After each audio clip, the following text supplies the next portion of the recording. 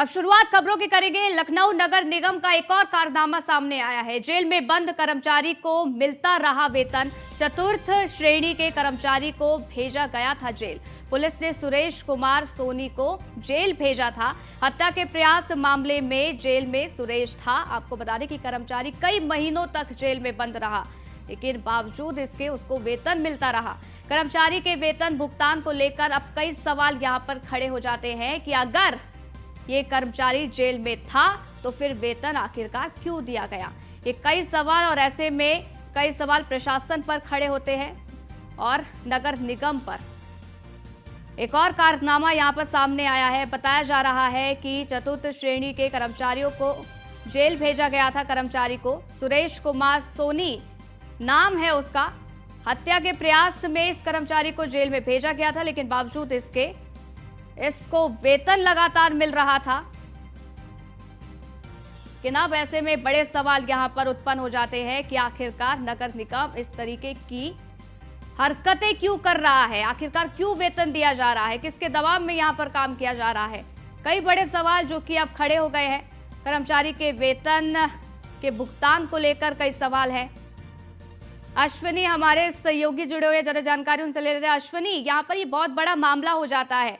जब कर्मचारी जेल में बंद है तो उसके बाद वेतन आखिरकार उसको क्यों दिया जा रहा है? बिल्कुल। नगर निगम हमेशा सुर्खियों में रहता है, कभी अपने काम को लेकर के, कभी फर्जीवाड़े को लेकर के, कभी फर्जी बिलिंग को लेकर के। लेकिन अब एक कदम आगे बढ़कर नगर निगम लखनऊ आ गया है, क्योंकि एक ऐसा कारनामा लखनऊ नगर निगम ने किया जिससे लोग हस्तगत हो गए हैं। इसको सोचकर ही लोग कह रहे हैं वाकई ऐसा कैसे हो सकता है। सुरेश कुमार सोनी था जो चतुर्थ कर्मचारी था जोन 6 में, उस पर 147, 148, 149, 300 जो है 307, 302 जैसे गंभीर मामलों में मुकदमा दर्ज होता है। उसके बाद ठाकुरगंज पुलिस उसको जेल भेजती है।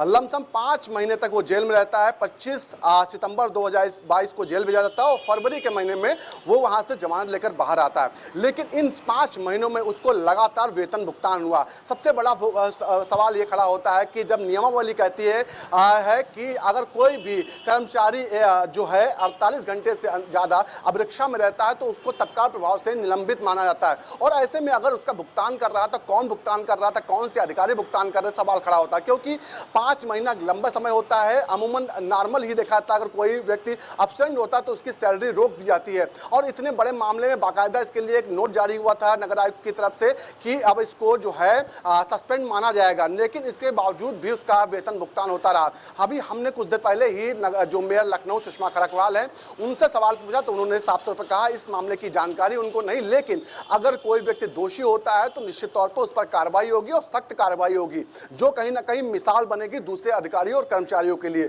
सवाल खड़ा होता है कि आखिर नगर निगम में सुरेश का कौन हितैषी है जो इतने बड़े अपराध में लिप्त होने के बाद भी सुरेश की जो सैलरी है वो रिलीज करते रहा। बाकायदा न्यूज इंडिया के पास आधिकारिक जो पेरोल होता है, वो जो कागज होता है वो है, जिसमें साफ दिख रहा है कि जिस अवधि में उसको जेल में दिखाया गया उसी अवधि में उसका वेतन भी रिलीज नगर निगम से किया गया। निश्चित तौर पर हर महीने उससे लगभग 30,000 के आसपास वेतन का भुगतान किया गया। अब सबसे बड़ा सवाल होता है कि 5 से 6 महीनों का ये वेतन भुगतान है, क्या इसको वापस कराया जाएगा, क्या इसकी रिकवरी की जाएगी, और साथ ही साथ जिन लोगों ने वेतन का भुगतान किया क्या उन पर कार्रवाई होगी। हालांकि मेयर लखनऊ सुषमा खरकवाल कहना है कि जैसे ही मेरे मामले संज्ञान में आ चुका है और जैसे ही मैं फ्री होती हूं तत्काल प्रभाव से अधिकारियों से इसकी जानकारी मांगी जाएगी और जानकारी में अगर तथ्य सही पाए जाएंगे तो जो जिम्मेदार अधिकारी होगा सीधे तौर पर पहले उस पर कार्रवाई होगी, उसके बाद कहीं ना कहीं रिकवरी का जो काम होगा वो किया जाएगा। निश्चित तौर पर बड़ा एक वाकया सामने नगर निगम से आया, क्योंकि अभी तक छोटे मोटे कामों में नगर निगम लिप्त रहता था, लेकिन अब अपराधियों को भी एक तरीके से